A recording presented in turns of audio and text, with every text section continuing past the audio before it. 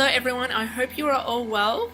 Today I'm just going to show you how to make a quick, easy and simple natural vitamin C powder. Now this powder can be used to digest internally, to boost the immune system because it's a really good source of vitamin C.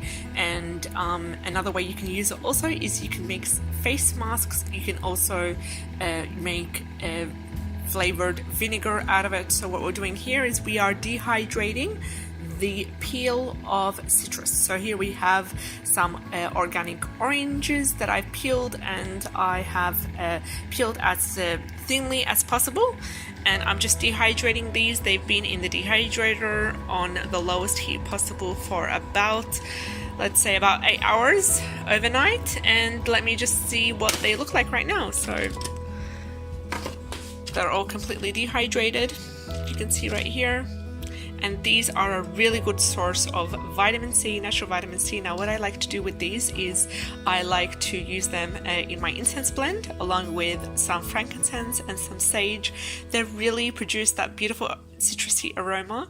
And also I would like to make them into a powder, crush them and add them to face masks, add them to oatmeal, add them to different kinds of foods. Now because these are washed oranges and organic, I'm not really scared of the dangers of pesticides. So you need to make sure that your citrus peel is organic and it doesn't have any pesticides or chemicals, because the citrus contains the highest concentrated form of pesticides and herbicides that you want to avoid. So I'm just going to take these beautiful citrus peel out of the machine and I'm going to put them in the food processor, and they will be made into super fine powder. And I hope you enjoyed today's video. Do let me know if you use the citrus peel for any other recipes and what's your favorite way to use them. If you haven't tried this, I really advise you.